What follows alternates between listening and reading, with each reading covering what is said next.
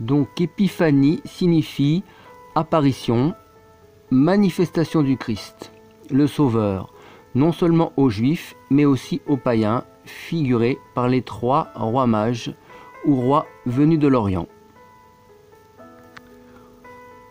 Dans les anciennes crèches de 1930, par là, il y avait même un éléphant.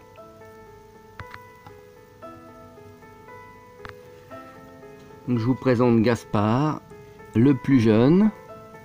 Lui, il apportait la myrrhe. Melchior, plus vieux, cheveux blancs, lui, il apportait l'or.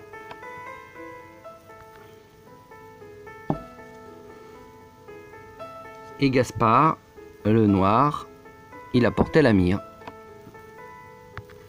Les 3 mages représentent aussi les 3 différentes couleurs de peau des hommes. Donc, lui, Gaspard, c'est plutôt jaune ou rouge, mais bon, rouge, c'est qu'une variante de jaune. Hein. Les peaux rouges, on sait qu'ils se teignaient la peau, donc c'est plutôt les hommes jaunes. Lui, évident pour les hommes noirs, et lui représentait les hommes blancs.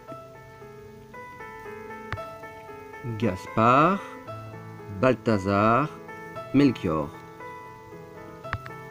Les 3 présents, ça représente aussi nos bonnes œuvres. Par exemple, l'or, ça représente la sagesse, c'est ce qu'on offrait plus particulièrement au roi. Donc on reconnaît la royauté du Christ. L'encens, c'est plutôt ce qu'on offre à la prière pour Dieu. À l'autel, on brûle de l'encens. C'est la puissance de la prière et du sacrifice. La myrrhe, c'est ce dont on embaume le corps des morts. Ça représente la mortification de la chair.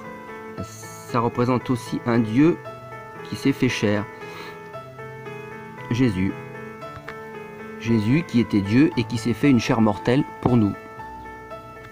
Ce qui est important pour nous, c'est de bien offrir à Dieu les 3 présents. L'or, la myrrhe et l'encens. Certains offrent l'or à Dieu, mais ils refusent d'offrir les 2 autres, de prier ou de mortifier leur chair. Certains le reconnaissent comme roi, ils lui offrent l'encens, c'est-à-dire la prière, mais ils refusent de mortifier leur chair. Ou alors, certains hérétiques mortifient leur chair, offrent la prière, mais refusent de reconnaître Dieu comme roi. Donc, toutes ces offres sont incomplètes. Pour être un catholique parfait, il faut offrir à Dieu les trois choses en même temps. L'or, l'encens et la myrrhe qui représentent nos bonnes œuvres.